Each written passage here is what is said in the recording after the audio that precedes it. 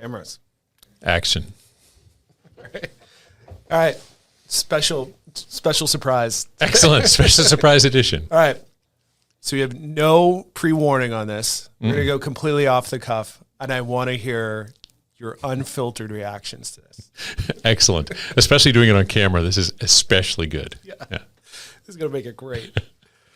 All right. So here's a scenario. I'm going to ask you what you think about this. So for anybody that knows me, I hate social media. Like, there's not a lot of things I hate, but like I have a strong dislike for social media. It's just not my thing. It's just not for me. Other people love it. Fine, knock yourself out. One of the things I really loathe about it is all of the pointless meowing that happens on channels that like don't mean anything, or seemingly, in my opinion. Actually, I'm not even going to share my opinion. Fair enough. People just kind of pile onto these threads that, in my opinion, don't really count for much. So there's one that came up this week on LinkedIn. This is going to be good. It's going to be great. So the article, or like what the talk track was, about CISOs dying on the hill. Okay. And it's like, which hill are you going to die on? Right? And so to see the responses to some of this was, for me, is sign off, close the browser. Walk away. And I was curious what your unfiltered reaction is going to be. I'm going to start with a statement. Yeah. And I'm going to look into the camera. If you're a CISO and you're dying on a hill, it's your fault. I think we've discussed, not just here, but every day, I think, and with some of our biggest clients, we talk about the fact that a really effective CISO is about transparency. Yeah. Right? And so through the course of that discussion, and remember, CISOs, they're business leaders. Yeah. These are not just techies. And so to take the victim mentality that I am dying on a hill because my business won't support my initiative. Number one, if it's a surprise, not good. Not good on your part, right? And if you don't agree with the decision that the executives made, welcome to business, right? And if what they're talking about is disclosure of fraudulent activity and you get fired, okay, got it. I can understand why that might be a little distressing, but at least you know you've done the right thing. But if they're talking about the fact that they're going to stand there and demand that the company change some primary process to support their security need, and they, number one, either haven't had that discussion, or number two, they've had the discussion and weren't persuasive enough to develop a business rationale to make it make sense, that's on them. You didn't die on a hill, right? You jumped off the hill. Well, it's an interesting thing, right? That idea is the only, let me say back.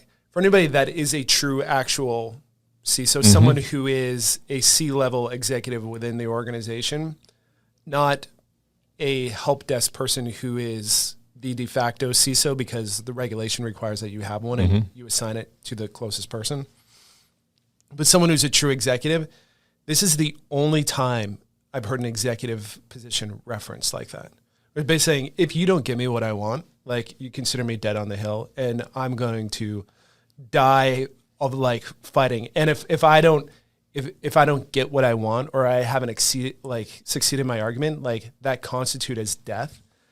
That seems so short-sighted. I think there's a relative immaturity in a lot of folks who aspire to CISO-ness, right? They haven't gone through a regular, sort of the rigors that happen for somebody who's developing their business skills. And so they actually see things more starkly, more black and white. Like, I mean, think about it. And I'd say to our audience, let's say you're somebody who's in marketing. Yeah. We definitely need this campaign for our branding and it's going to cost X dollars, right? And the rest of the business says, well, we could do that, or we're going to do some indirect, we're going to do some inside sales call outs. So we're not going to do a big branding campaign because that's super expensive. We get a bunch of really smart BDRs. We're going to make a bunch of phone calls with a script and see how that works out. No, I'm going to die in this marketing hill. No, that's never going to happen, right? Because people are reasonable. They understand what's going on. If you don't mind me asking you, Justin, as you're looking through this, because I didn't have the benefit of knowing what we were talking about ahead of it, but also I could, knowing you, I can imagine you hitting like close on the window about 30 seconds in. What kinds of crises were causing them to die in the hill? Was it like acquisition of something? Was it policy? Was it just I can't hire people? What was the particular like brand of ammo that was killing them on the hill? There was a lot of dynamics and variables to it that kind of spun from the original posts down through like just the comments, right? But in the most general sense, it was you're eventually going to get whacked by a breach. You are underfunded, and now this thing's going to be hung on your neck, type of thing. You know, I wonder if part of it is that these folks don't do their pre-battle analysis. We'll stick with the military. I love that metaphors. When they took the job, they could very easily have understood the style of organization they were going into, or got promoted into the job. To your point, from some IT function, did they have the conversation that says, "Listen, breaches are a reality. They happen to lots of different companies for lots of different reasons.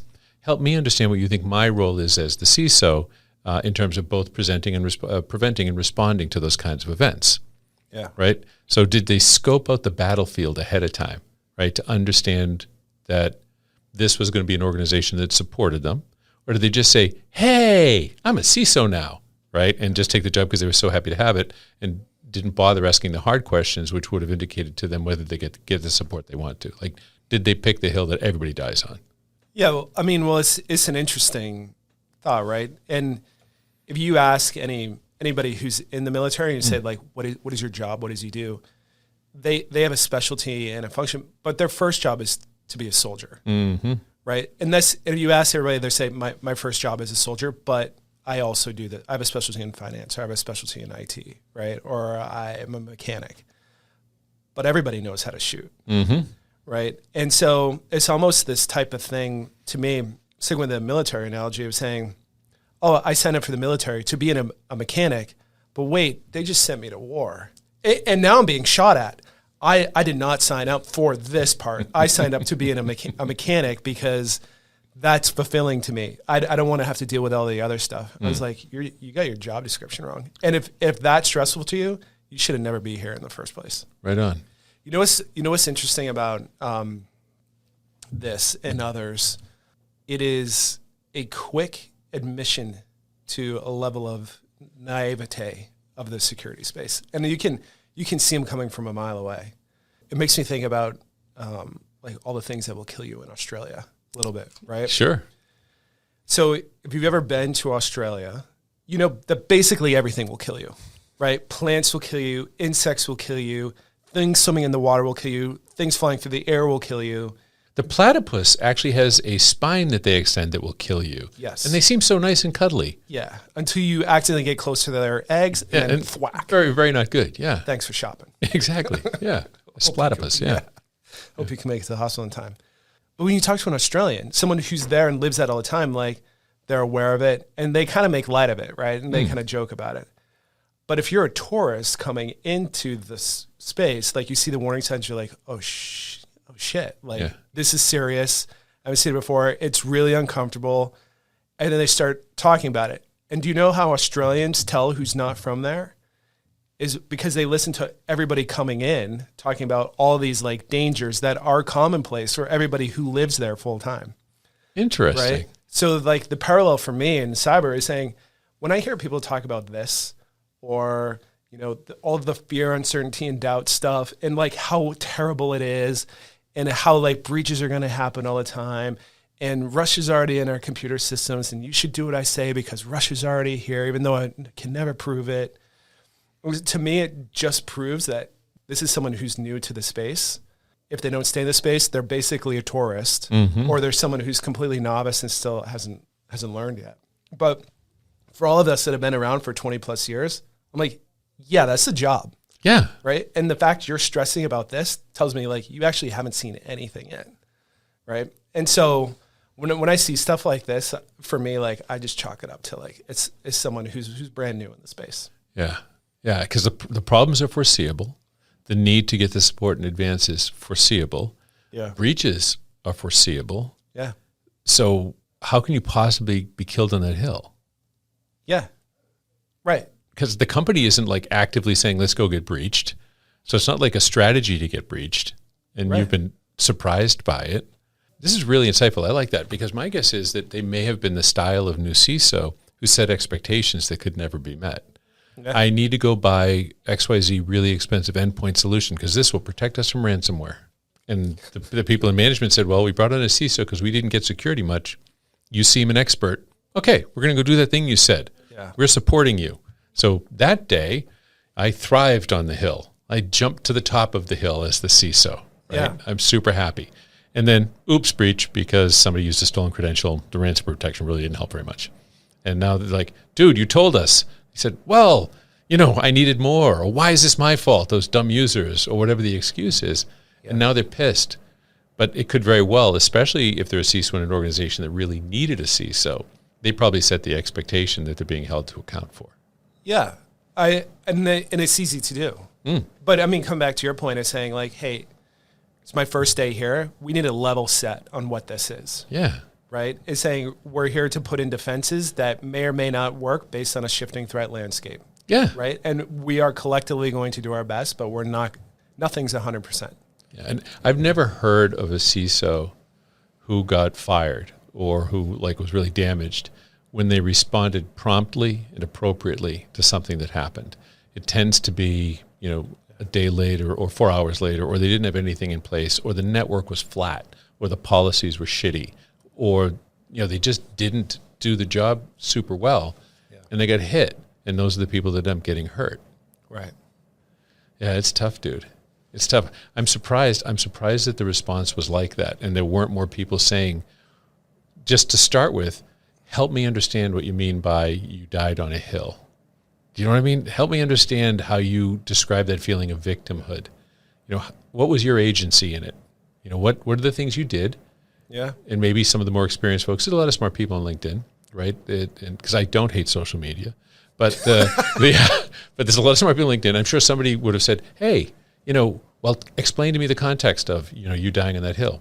And then somebody probably would have had some recommendations for how they could have handled some of it easier and differently. And I'm not saying there aren't bad companies out there. That's why I talked at the very beginning of the show about ask questions before you get in there, and you're going to take a job where you're responsible for the company making mistakes. Make sure you understand how the company's going to react when they do have a mistake get made, right? Before you get in there. But once you get over that hurdle and you realize they're not a-holes and now you're part of the company, I can't imagine how this happens unless you fundamentally misset some expectation. I shouldn't say all conflict, most conflict starts that way. Just misaligned expectations. Yeah. And if you're a CISO and you're in a company that brings you on as a CISO, that is an admission by the company that they know they need to know more about security. And so your first job should be level setting. Yeah. What do they know? What don't they know? How do I help them feel smarter? Because if they knew any of those things, they may not even need me. They could just go with some director of security, running the operation. Yeah. Yeah. Yeah. I would encourage good communication, consistent communication, over communicate if you have to, be as transparent as possible, and just make people situationally aware.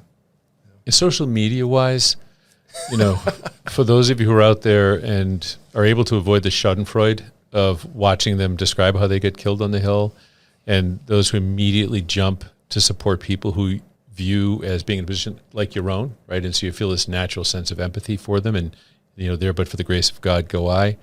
I don't think we help our industry by supporting people's feelings of victimhood. We will support that person by helping them understand how to not make the same mistake the next time. Maybe somebody will listen to the podcast and they'll ask more questions before the job or in the job, or set expectations in the job, and they'll do it better. We owe people that. But I think a lot of times in social media, there's sort of this piling on, right? And there is this weaponization of sympathy, sort of. Yeah. Right. Everyone who is not in sympathy with what just happened is a bad person in the company without any knowledge of it is a bad company and what have you. Right. And I think for social media to be the productive source of collaboration and information sharing that we all hope it will be, I think we have to do more than just say, you're right, you're a victim, just because people are afraid of being victims themselves. Yeah. It sets off a whole cascade of issues, right? Not only do you validate victimization of that person, but you validate that the act is a victim creating event. Right on. And so, which I don't think is true. I mean, like you said, certainly there's bad situations, but we should definitely try to pivot that to say like, how can we help people be better, or get better, right? Better skills, help them find a company that, you know, maybe has a different philosophy on some of these things where expectations are better aligned. There's a whole litany of things that can be done in order to make someone's situation better. You know, it's interesting. You made the recommendation, and I read the David Goggins book. And for those of you who may not have read it, just a phenomenal story of like one individual's growth. I'll leave it up to you to read it or not. There's all sorts of stuff in it. But the thing I take away from related to this is he's really focused on after action reports. And so to go back to a bit of a military metaphor, you know, after everything that happens, you go back and you figure out, all right, what the hell happened? Was it good or bad? Doesn't really make a difference. You really detail analysis.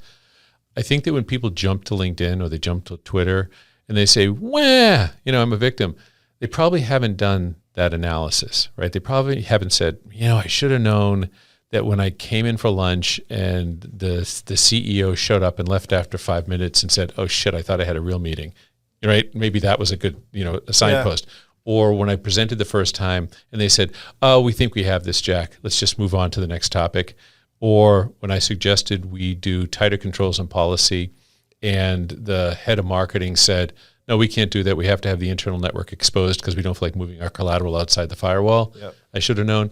I bet there's a bunch of indicators that those people could have done. And they maybe, if they did an after-action report, not only would they help themselves in the next go, not only maybe could they feed back better information to the organization, so maybe they wouldn't be, you know, hoisted by their own petard, right?